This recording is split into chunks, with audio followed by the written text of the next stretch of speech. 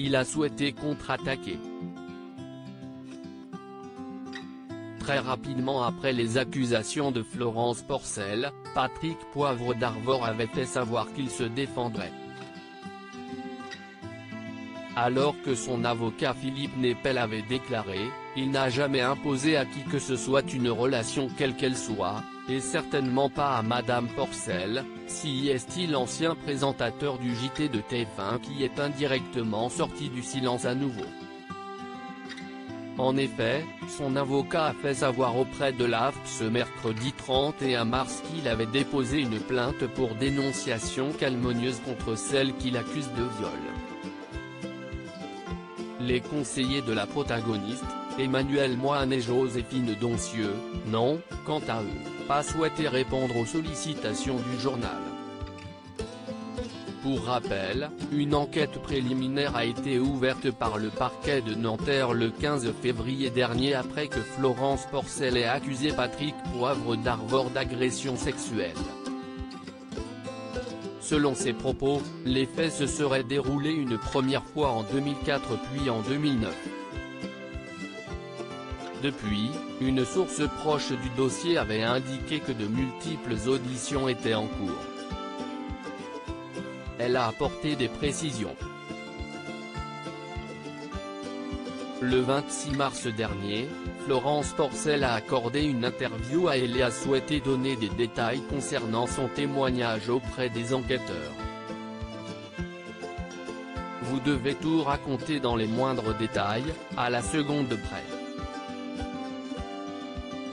Non seulement à vos avocats, mais aussi à des enquêteurs, confie-t-elle avant d'avouer, cela touche à des choses extrêmement intimes, souvent très humiliantes. Vous faites une croix sur votre dignité, sur votre pudeur, si est compliqué. Une étape très difficile pour elle, qui a toutefois affirmé avoir eu de la chance d'avoir été très bien reçue, très écoutée. Cette audition, Florence Porcel l'a vécue comme un soulagement.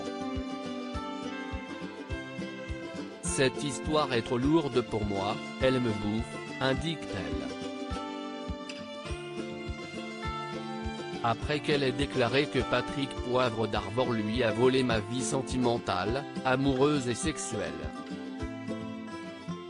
Je n'ai jamais pu me reconstruire, elle a confié être sortie du silence car elle souhaite reprendre une vie normale.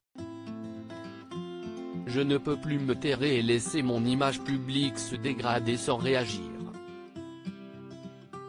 Ce qu'elle désire aujourd'hui, qu'il soit jugé pour ses actes, conclut-elle.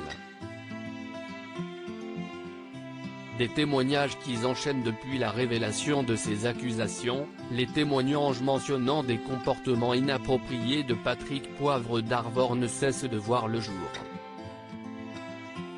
Le 26 mars dernier, CIST Alessandra Fracchi a évoqué une rencontre avec le présentateur qui a failli mal tourner. En haut des marches, il se jette sur moi, dégrafe mon soutien-gorge, glisse sa main dans ma culotte et m'embrasse sur la bouche. CIST mon premier baiser, avait-elle indiqué. Quelques jours plus tard, sur le plateau de Touche pas à mon poste, Géraldine Maillet a révélé avoir été la cible des avances persistantes du journaliste. Entre deux portes, après une émission, il a été relou. J'étais venu pour la promo d'un de mes livres dans l'une de ses émissions qui s'appelait à l'époque Vol de nuit, diffusée entre 1999 et 2008, dit-elle avant de préciser, il m'a dit, ce serait bien qu'on se revoie, vous êtes charmante, on pourrait aller prendre un verre. Ce à quoi j'ai répondu, non merci, on se verra pour mon deuxième livre.